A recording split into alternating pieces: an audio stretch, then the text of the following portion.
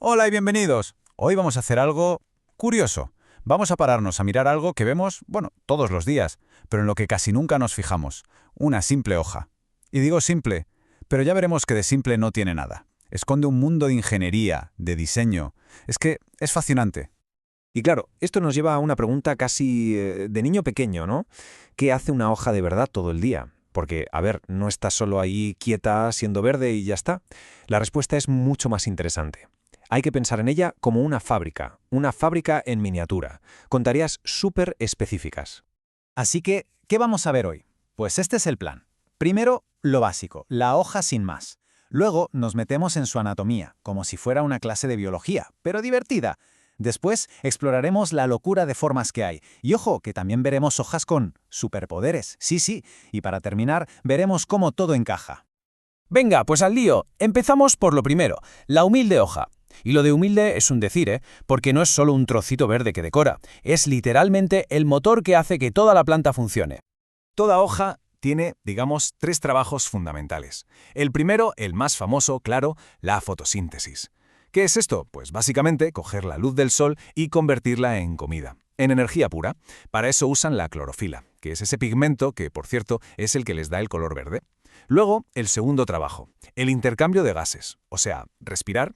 La planta respira a través de las hojas. Y el tercero, la transpiración, que es como sudar, por así decirlo. Liberan vapor de agua. Vamos, una fábrica en miniatura que no para y súper eficiente.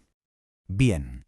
Y para entender cómo hace todo esto, pues no queda otra que desmontarla. Vamos a ver pieza por pieza de qué está hecha.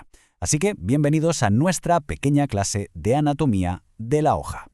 Pero ojo, antes de empezar, una aclaración súper importante porque si no nos vamos a liar.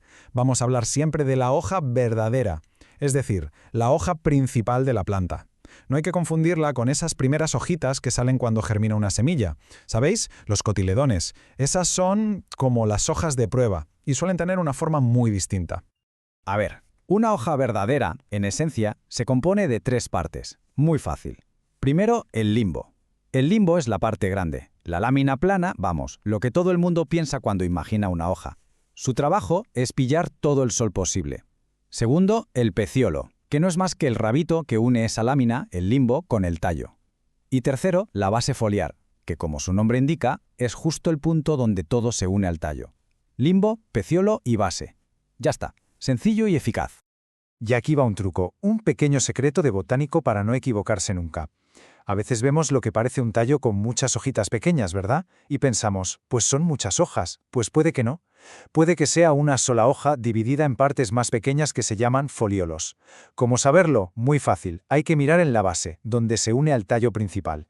Si ahí hay una pequeña yema, una yema axilar, entonces es una hoja entera. Si no hay yema, es solo una parte de una hoja, un foliolo. Sin yema, no es una hoja. Fácil, ¿eh?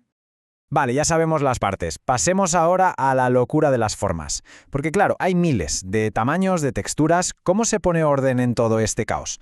Pues, como todo en ciencia, con un lenguaje propio. Vamos a aprender a hablar el idioma de las hojas, el que usan los botánicos para entenderse. Para empezar a clasificar, la primera pregunta es siempre la misma, y es clave. ¿El limbo, la lámina, es una sola pieza o está dividida? Si es una única pieza, se llama hoja simple. Y da igual si tienen los bordes muy recortados, ¿eh? Mientras sea una sola pieza, es simple. Ahora, si está claramente dividida en esas hojitas que hemos llamado antes, foliolos o pinas, entonces es una hoja compuesta. Esta es la primera gran decisión, el primer cruce de caminos. Venga, siguiente pregunta. Ya sabemos si es simple o compuesta. Ahora, ¿cómo se une al tallo? ¿Tiene ese rabito, el peciolo, del que hablábamos? Si la respuesta es sí, la hoja se llama peciolada. Si no lo tiene, si el limbo nace directamente del tallo como si estuviera sentado sobre él, pues se llama así, sentada, o sésil, que es el término técnico. Y ya, la tercera y última pregunta fundamental, ¿cómo se colocan en el tallo? Hay que fijarse en los nudos. Si de cada nudo sale una sola hoja, y van, pues eso, alternándose, una a un lado, la siguiente más arriba al otro, se llaman alternas. Pero si del mismo nudo salen dos hojas, una justo enfrente de la otra, como en un espejo, entonces son opuestas. Fácil de ver, ¿verdad? Y fijaos, con estas tres preguntas, que son como una lista de comprobación, ya tenemos un sistema para empezar a identificar casi cualquier planta. Primero, ¿simple o compuesta? Segundo, ¿con peciolo o sin él. Y tercero, alternas u opuestas. Es el método, el checklist, que sigue cualquiera que estudie plantas. Es un sistema súper lógico. Y a partir de aquí, claro, el lenguaje se vuelve mucho más rico y poético, casi. Se describe la forma general, por ejemplo, acicular si es como una aguja de pino, lanceolada si parece la punta de una lanza, u ovada con forma de huevo. Y luego está el borde. El borde tiene su propio diccionario, puede ser entero, o sea, liso, aserrado, como los dientes de una sierra, o lobado, que es cuando tiene esas curvas u ondas grandes. Hay muchísimos más, pero para que nos hagamos una idea. Pero bueno, hasta ahora todo parece muy ordenado, ¿no? Muy lógico. Pues ahora viene el giro de guión. Porque a veces la evolución se vuelve loca y las hojas hacen cosas que no te esperarías. Aquí es donde la historia se pone increíble. Vamos a hablar de hojas con superpoderes. Sí, tal y como suena. Hay hojas que cazan. A ver, ¿cómo es esto posible? Pues mirad, en suelos donde faltan nutrientes, algunas plantas han tenido que buscarse la vida, y lo han hecho modificando sus hojas. La famosa Venus atrapamoscas, la Dionea o las nepentes, que son como jarras, han convertido sus hojas en trampas mortales para insectos. Así consiguen el nitrógeno que no encuentran en la tierra.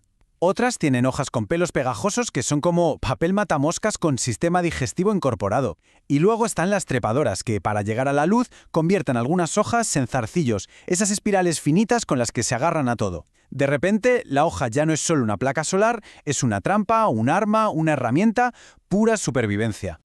Y con esto llegamos ya a la conclusión de todo. Porque si lo pensamos bien, entender la forma de una hoja, su anatomía, es mucho más que aprender nombres raros. Es, en realidad, aprender a leer el manual de instrucciones de una planta, su plan de supervivencia. La idea con la que nos tenemos que quedar es esta. Nada en una hoja es casualidad. Su morfología, su forma, no es un capricho. Cada borde cerrado, cada forma de lanza, cada disposición en el tallo, todo, absolutamente todo, es una respuesta a su entorno. Es una estrategia de supervivencia que podemos ver y tocar. Y por eso, este sistema de clasificación que hemos repasado no es solo una lista de términos para memorizar, es un lenguaje universal que nos permite entender a las plantas. Así que, para terminar, una reflexión. La próxima vez que salgamos a dar un paseo, por el campo o por un parque, miremos las hojas de otra manera. Ahora que conocemos su lenguaje, o al menos las bases, ¿qué historias nos contarán? ¿Qué secretos podremos descubrir? Porque la naturaleza está ahí, llena de pistas, esperando. Solo hay que saber cómo mirar, cómo leerlas.